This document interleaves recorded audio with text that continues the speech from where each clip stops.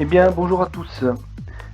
Cet objet qui apparaît pendant environ 2 secondes, traversant le ciel du Rhône à une vitesse phénoménale sur une vidéo que j'ai prise le 27 février 2022 à 15h55, est-il un satellite ou un ovni?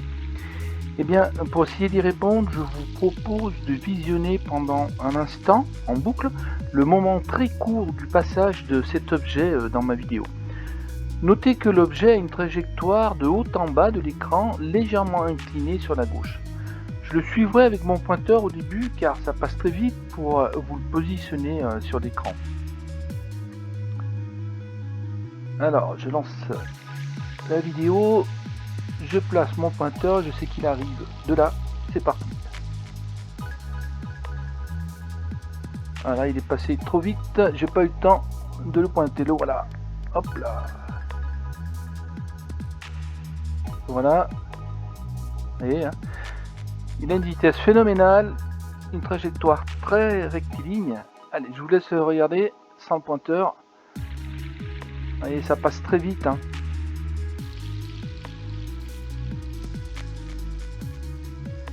Alors, ce qu'on va faire, c'est qu'on va regarder la même séquence, mais avec les couleurs inversées. J'ai trouvé ça intéressant.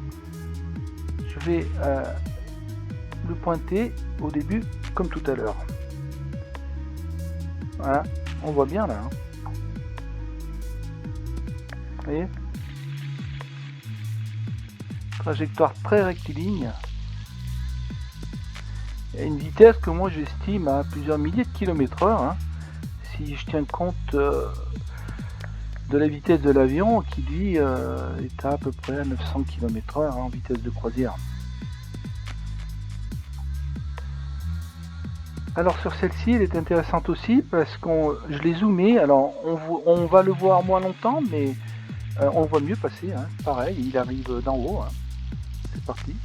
Vous voyez,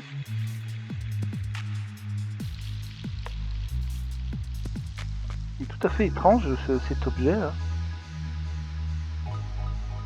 Allez, je vous laisse regarder. On le voit bien passer là, hein.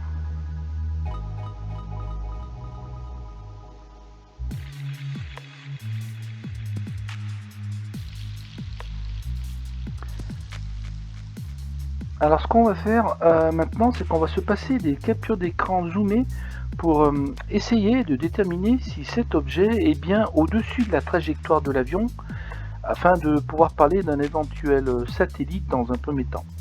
Alors je précise qu'après visionnage méticuleux des images, j'ai éliminé les hypothèses d'oiseaux et drones car trop haut et trop rapide, ainsi que aéronefs civils ou militaires, car aucune traînée de contrail qui devrait être là à cette altitude n'est visible derrière eux.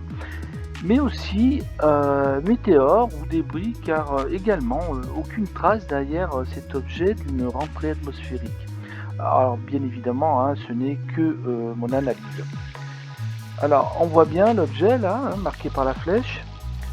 Ensuite, vous voyez, l'objet passe tout de suite vers le contrail. C'est cette capture d'écran qui nous intéresse puisque l'objet et la fumée sont superposés.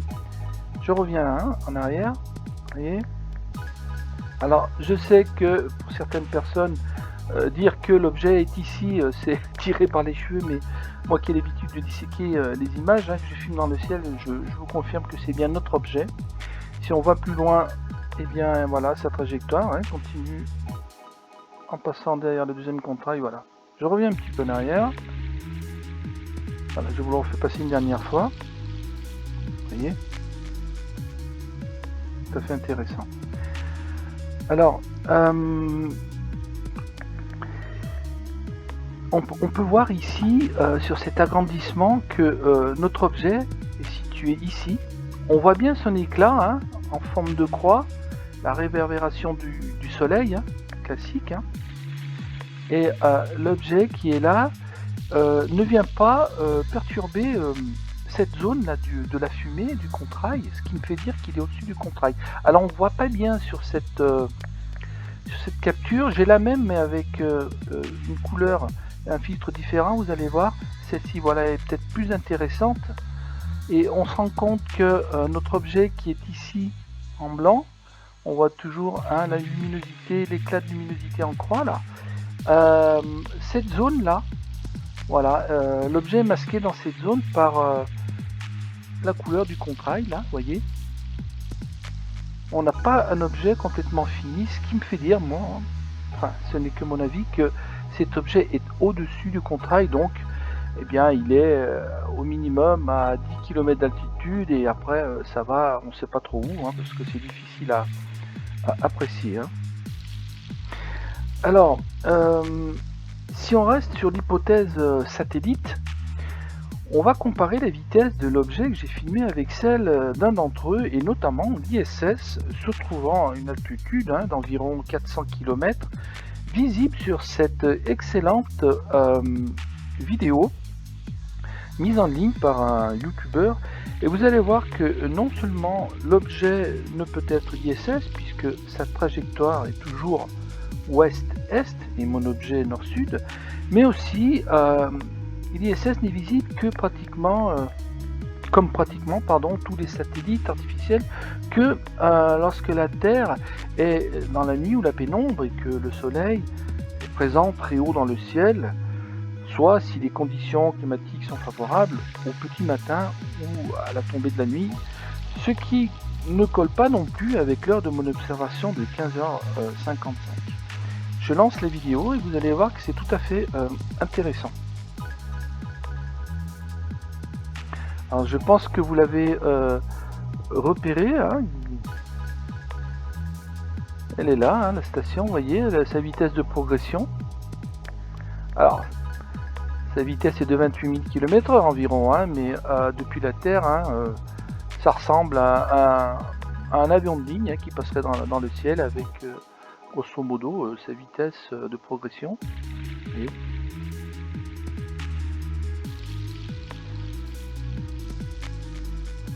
donc cette séquence est tout à fait intéressante puisqu'on peut comparer un peu les vitesses. Alors mon objet que j'ai filmé, j'avais adapté un zoom à peu près de 24 fois, donc on sait très bien que lorsqu'on zoome une zone, on réduit le champ de vision et les objets qui passent plus vite, mais quand même, hein, pour moi, comme on dit, il n'y a pas photo entre les vitesses de cet objet qui est l'ISS et celui que j'ai filmé. Hein. Alors évidemment j'ai consulté le très bon site Events Above hein, pour vérifier depuis ma position d'observation que j'ai rentré avant de lancer des recherches si un éventuel passage de satellite, toujours dans cette hypothèse, le 27 février 2022 à 15h55, mais comme on va le constater, il n'y a rien à cette date. Hein.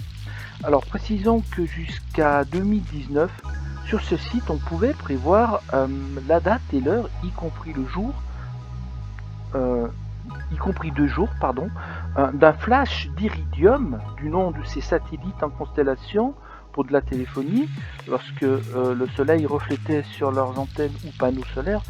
Mais la génération suivante de satellites, après 2019, ne produira plus ces flashs. C'est pourquoi on ne trouve plus de prévisions sur ce site. Alors, on peut voir que j'ai sélectionné la prévision quotidienne des passages des satellites les plus brillants, ce qui est notre cas, la journée du 27 février. Alors, au petit matin, j'ai sélectionné les 3 premiers et les 3 derniers. Hein, ça sert à rien de faire défiler toute la colonne. On voit que ça démarre à 3h17 et que les derniers finissent à 6h51. Donc c'est pas dans notre créneau. En ce qui concerne le soir, toujours le 27 février, et toujours les 3 premiers et les 3 derniers, on peut constater que les premiers arrivent vers 18h47 et les derniers vers 23h34. Alors tout ceci vous pouvez le vérifier en allant sur le site Events Above. Notez que je n'ai pas exclu les passages de Starlink, d'ailleurs on en retrouve ici. Hein. Si l'on va aussi sur les prévisions de l'ISS, eh bien entre 26 février et le 8 mars, on retrouve effectivement la journée du 27 février, hein, journée de mon observation, mais on peut constater que en fait il n'y a qu'un passage à 5h31, donc ça colle pas non plus avec mon observation. Alors, si cet objet dans le ciel, passant à plusieurs milliers de kilomètres/heure, au-dessus des avions à réaction de ligne avec une trajectoire rectiligne, sans production de contrail ou de rentrée atmosphérique, n'est pas un satellite, alors j'en déduis que l'on a affaire à ces objets que j'ai déjà filmés sur certaines de mes vidéos et que je qualifie d'OVNI d'origine extraterrestre. Et bien cette vidéo est terminée, je vous dis à bientôt dans une prochaine.